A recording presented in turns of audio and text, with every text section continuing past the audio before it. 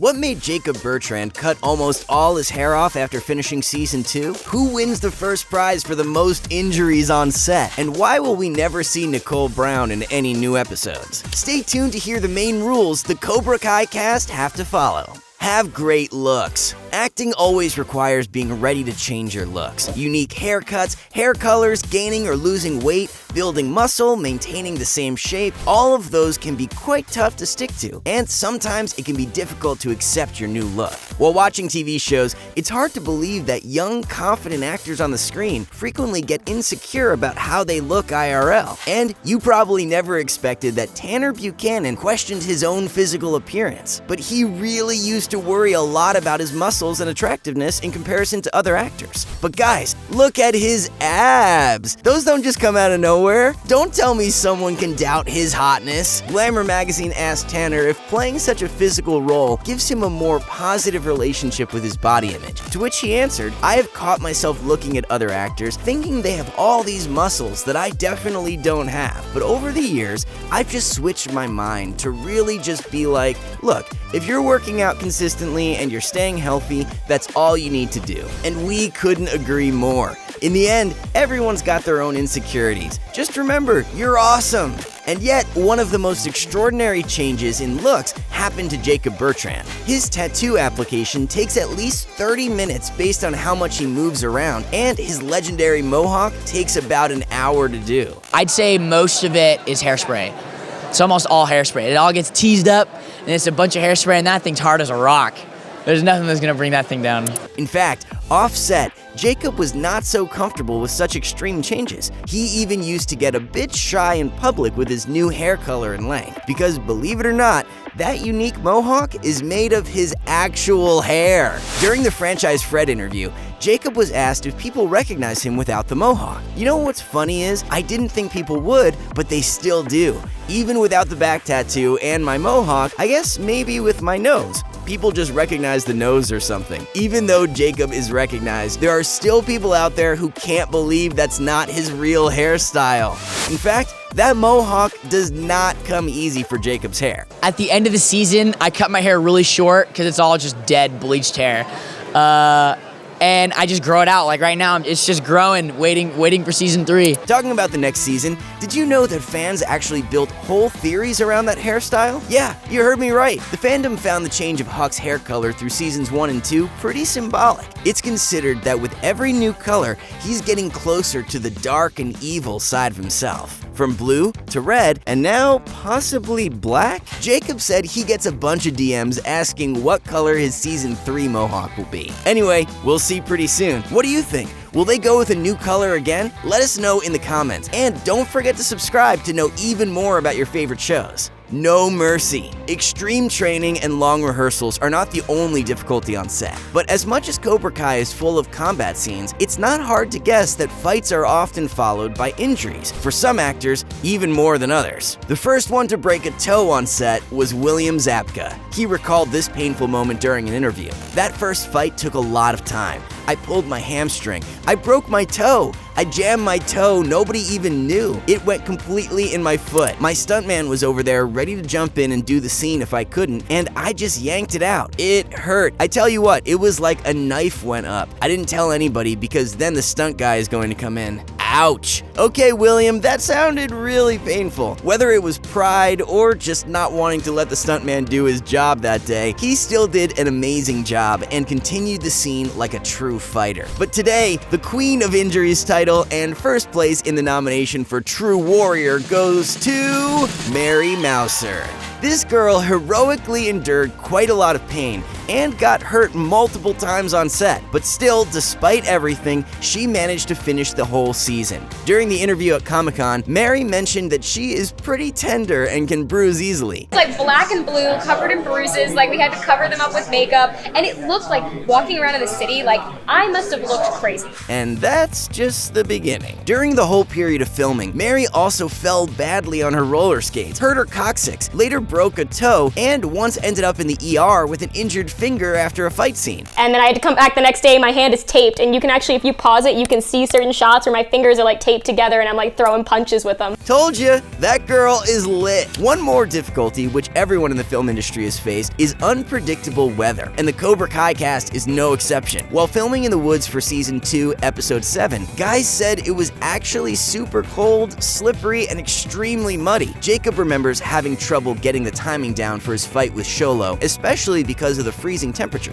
While Xolo dedicated a whole behind-the-scenes post on his Instagram to that day, saying, "Man, this was one of the most fun days to film. From waking up at 4 in the morning with my boy Jacob to what seemed like a never-ending cold on set that day. This is an experience I'll never forget." They should probably swap stories with the Riverdale cast. They are experts at rainy night forest shootings. You know, all of those struggles show the complete picture of what it's like to be an actor. Fans are always expecting to see the best of their beloved characters. That means no matter how difficult it gets, you can't quit and let everyone down until you hear the final cut. The adrenaline is like, we're good, we're good, we're good.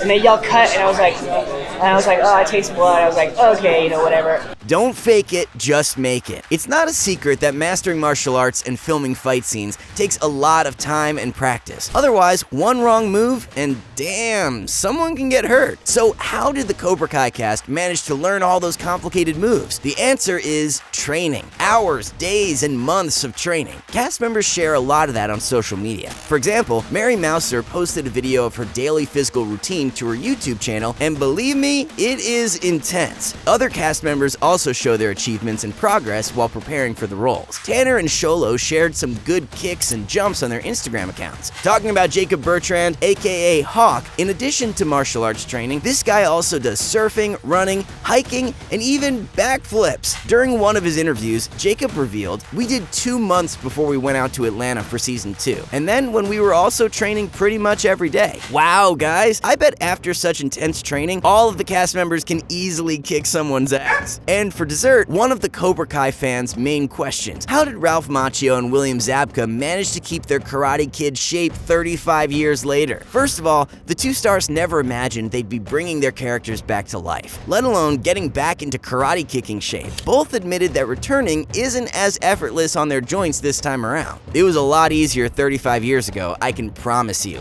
Macchio says. "Everything hurts, and there's just a lot of stretching now, a lot of injury prevention." Zabka admitted he trained in martial arts for years after the Karate Kid, but still, both of them had to return to intense training. In addition to a balanced diet, they practiced karate, taekwondo, strength conditioning, and cardio. "It's a lot like being a skier back in the day," Zabka said. "You still remember it, you have the mechanics, but you have to stretch a lot more." Keep your drama in the dojo. As often happens, supporting actors come and go unexpectedly from the story, sometimes earlier than viewers would like them to. Nicole Brown, who played Aisha Robinson in the first 2 seasons of Cobra Kai, is not coming back for Season 3. However, the reason why still remains unclear. Some fans assumed she was fired. Others say she decided to quit, but the main and most likely reason is that her character basically wasn't as relevant for Season 3, and the production team simply couldn't find a part for her. Sadly, after they couldn't give her a job, Nicole started having financial difficulties, failed to find a new job, and even had to start a fundraiser to pay for a car accident. Her message was spread through the internet, and the amount of money needed was successfully raised. One of her fans, who generously donated $1,110 to Nicole's fundraiser, said,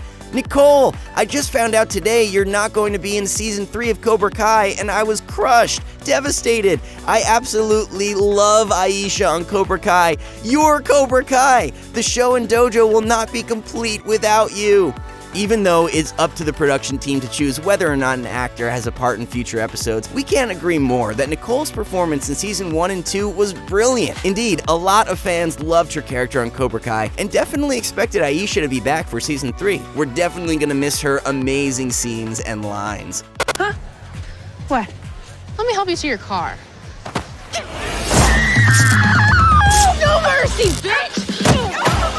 Less offset drama. A friendly environment on set means great results on the screen. Production companies usually try to maintain kind and respectful relationships between their team members. Nobody needs extra drama and fights when you get quite enough of that inside the show. But in the case of the Cobra Kai cast, those rules don't even have to be applied. Just by taking a short glance at the actors' social media, it's not hard to tell that a lot of them happen to be besties IRL. Xolo and Jacob often share a lot of pictures together on their social media. Concerts, races, house parties, funny posts, and smiley faces. These two project a true bromance. Mary and Tanner are also really close. They've shared a lot of photos and videos on social media hanging out together. And of course, the biggest rivals on the show, even 35 years later, Ralph Macchio and William Zabka, in fact, are truly great friends. We're different, but same.